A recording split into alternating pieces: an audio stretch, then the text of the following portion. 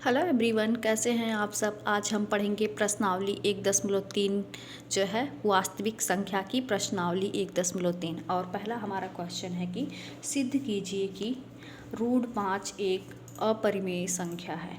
क्या सिद्ध करना है कि जो है कि √5 एक अपरिमेय संख्या है। तो सबसे पहले हम इसका अपोजिट मानेंगे, यानी उसका उल्टा मानेंगे। हमको ये दिखाएंगे कि क्या है, √5 एक परिमेय संख्या है। ठीक है, चलिए हम क्वेश्चन को सॉल्व करते हैं। ठीक है, पहले लिखेंगे माना √5 एक परिमेय संख्या है। ठीक है, फिर हम लिखेंगे अगर √5 एक परिमेय संख्या है तो हम इसका कुछ कंडीशन होता है परिमेय संख्या की। जो है परिमेय संख्या क्या होता है, P/Q के रूप में होता है। और Q जो है does not equal to 0, Q 0 नहीं होना चाहिए। और P और Q का जो है HCF क्या होना चाहिए, 1 होना चाहिए। ये कंडीशन हमको फुलफिल करवाना है। ठीक है, चलिए अब हम देखते हैं। इसको हम लिखेंगे √5 बराबर P/Q, ऐसे ही तो लिखेंगे। ठीक है, अब हम इसका क्रॉस मल्टीपल यानी तिर्यक गुणा करेंगे तो P बराबर √5Q। ठीक है, अब इसका वर्ग करने पर, क्या करने पर, वर्ग करने पर। ठीक है, वर्ग करने पर हमारा क्या आएगा, P² बराबर 5Q²। ठीक है, 5Q² आ जाएगा। तो यहाँ पे अब हम लिखेंगे इस तरह से कि P²/5 बराबर Q²। ठीक है, ये हम कर सकते हैं कि नहीं। यानी अब हम लिखेंगे कि P² 5 से क्या है, विभाजित है। P² जो है 5 से विभाजित है। ठीक है, विभाजित है। तो हम अब तो इसलिए जो है P भी 5 से विभाजित होगा ना। जब P² विभाजित है 5 से तो क्या P विभाजित होगा 5 से कि नहीं होगा। ठीक है, विभाजित होगा। इस प्रकार हम लिखेंगे। ठीक है, अब पुनः हम करते हैं। अब P बराबर जो है 5R। ठीक है, 5R। ठीक है, अब P बराबर 5R होता है तो इनका भी वर्ग करने पर ठीक है लिखेंगे। तो P² बराबर 25R² हो जाएगा कि नहीं, हमारा 25R² हो जाएगा। अब हम P² के स्थान पे, यहाँ से हमने पढ़ा P² बराबर क्या होता है, 5Q²। तो यहाँ पे हम लिख सकते हैं कि इसके स्थान पे तो 5Q² बराबर 25R²। हम 5 को भाग दे सकते हैं कि नहीं, 5 बचे 25। ठीक है, तो Q²/5 बराबर R²। ठीक है, ऐसा है कि होता है कि नहीं है। यानी अभी P² जो है 5 से डिवाइड हो रहा था, अभी Q² भी 5 से विभाजित हो रहा है। ठीक है, तो हम यहाँ पे लिखेंगे अतः Q² 5 से विभाजित है। क्या है, विभाजित है। Q² 5 से विभाजित है, इसलिए Q भी 5 से विभाजित होगा। ठीक है, विभाजित होगा। अब हम चूँकि P और Q, P व Q दोनों 5 से विभाजित हैं, अतः HCF क्या होगा हमारा, 5 होगा। लेकिन हमने कंडीशन क्या फुलफिल करवाया था, कंडीशन ये फुलफिल करवाया था कि P और Q का जो है HCF 1 होना चाहिए, जो कि है नहीं। ठीक है, 1 है नहीं।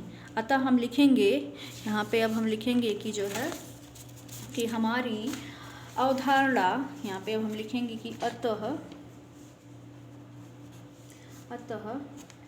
हमारी अवधारणा क्या है, विरोधाभास है, भास प्रकट होती है। हमारी अवधारणा क्या होती है, विरोधाभास प्रकट होती है।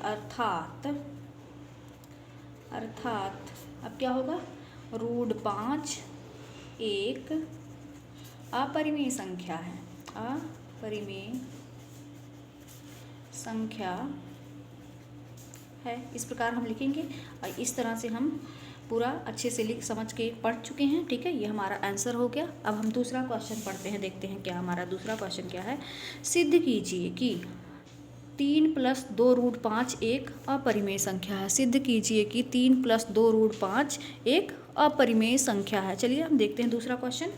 दूसरा क्वेश्चन क्या है हमारा कि 3 + 2 रूट 5 एक परिमेय संख्या हमको सिद्ध करना, लेकिन हम मानेंगे कि जो है माना जो है 3 + 2 रूट 5 एक क्या है, यहाँ पे हमको ये क्वेश्चन सिद्ध करना है कि जो है 3 + 2 रूट 5 एक अपरिमेय संख्या है, अपरिमेय संख्या है, सिद्ध करना है। लेकिन हम मानेंगे कि माना 3 रूट 5 एक परिमेय संख्या है। क्या है, परिमेय संख्या है। अब हम आगे देखते हैं, जब परिमेय संख्या तो इसके कुछ कंडीशन होते हैं कि हम इनको P/Q के रूप में लिख सकते हैं, जहाँ Q does not equal to 0 और P और Q का HCF क्या होना चाहिए, 1 होना चाहिए। कंडीशन है हमारा जो हम फुलफिल कर रहे हैं। ठीक है, अब दूसरा क्या है हमारा जो यहाँ पे लिखेंगे अब कि P/Q बराबर 3 + 2 रूट 5, इसको बराबर करेंगे। अब 3 को इधर ले आएंगे तो 2 रूट 5 बराबर P/Q - 3। अब हम लिख सकते हैं रूट 5 बराबर P/Q - 3 होल बटा 2। ठीक है, क्या जो है रूट 5 और P/Q - 3/2 बराबर है? नहीं बराबर है। क्यों नहीं बराबर है? क्योंकि जो है देखिए रूट 5 क्या है, एक हमारा ये अपरिमेय संख्या है, अपरिमेय संख्या है। और जो ये वाला हमारा है P/Q - 3 होल बटा 2 ये परिमेय संख्या है, परिमेय संख्या है। ठीक है, तो अब जब ये एक अपरिमेय संख्या एक परिमेय संख्या तो ये दोनों बराबर हो ही नहीं सकते, तो रूट 5 बराबर नहीं है P/Q - 3 होल बटा 2 की, बराबर तो है नहीं। अतः अब लिखेंगे अतः हमारी अवधारणा विरोधाभास है। क्या है, विरोधाभास है। हमारी अवधारणा क्या है, विरोधाभास है। इसलिए 3 + 2 रूट 5 एक अपरिमेय संख्या है, अपरिमेय संख्या है। इस तरह ये हमारा आंसर हो गया। अब हम चलिए देख लेते हैं जो है तीसरा क्वेश्चन। हमारा तीसरा क्वेश्चन क्या है, हमारा तीसरा क्वेश्चन है कि सिद्ध कीजिए निम्नलिखित संख्याएं क्या हैं, अपरिमेय हैं। सिद्ध कीजिए निम्नलिखित संख्याएं अपरिमेय हैं। ठीक है, पहला है उसमें 1/√2, 1/√2। चलिए देखते हैं हम इसमें हमारा तीसरा क्वेश्चन क्या है, 1/√2। अब देखिए हमारा तीसरा क्वेश्चन का पहला है कि 1/√2 क्या सिद्ध करना है, अपरिमेय संख्या है। ठीक है, तो पहले हम इसको मान लेंगे कि जो है जो रूट 1/√2 क्या है, एक माना 1/√2 जो है एक परिमेय संख्या है। पहले हम यही मानते हैं ना, परिमेय संख्या है, परिमेय संख्या है। तो यहाँ पे अगर परिमेय संख्या तो कुछ कंडीशन होती हैं जो अभी हमने पढ़ा कि P/Q परिमेय संख्या होने के लिए Q जो है वो 0 नहीं होना चाहिए और P और Q का HCF 1 होना चाहिए। ठीक है, चलिए आगे देखते हैं। 1 होना चाहिए तो हम इसको लिखेंगे 1/√2 बराबर P/Q। ठीक है, तो अब हम इसका लिख लेते हैं, इसको व्युत्क्रम ले लेते हैं ना, व्युत्क्रम लेने पर यानी उल्टा लेने पर, उल्टा करने पर क्या होगा, तो एक √2 बराबर Q/P। अब देखिए Q/P, ये जो है √2 एक क्या है, अपरिमेय संख्या, अपरिमेय संख्या है, जबकि P/Q एक Q/P एक परिमेय संख्या है, परिमेय संख्या है। तो ये दोनों क्या है, आपस में बराबर नहीं है, यानी √2 बराबर नहीं है Q/P की, ठीक है। जब बराबर नहीं है, लेकिन हमने माना था ना कि जो है HCF जो है 1 आना चाहिए, लेकिन यहाँ पे ये √2 बराबर नहीं है Q/P की, अर्थात हम लिखेंगे अर्थात 1/√2 एक अपरिमेय संख्या है, ठीक है। ये हमारा हो गया आंसर, इस प्रकार हम इसको लिखेंगे, ठीक है। अब चलिए हम दूसरा क्वेश्चन इसमें देख लेते हैं। दूसरा क्वेश्चन हमारा क्या है तीसरे का, कि 7√5 एक अपरिमेय संख्या, 7√5 एक अपरिमेय संख्या। तो चलिए देखते हैं 7√5 एक अपरिमेय संख्या है, तो हम इसको सॉल्व कर लेते हैं कि 7√5 हमारा एक अपरिमेय संख्या है। तो हम यहाँ पे लिखेंगे कि जो है तीसरे का दूसरा क्वेश्चन है, तो यहाँ पे लिखेंगे कि हल, उसके बाद सॉल्व करेंगे हम कि माना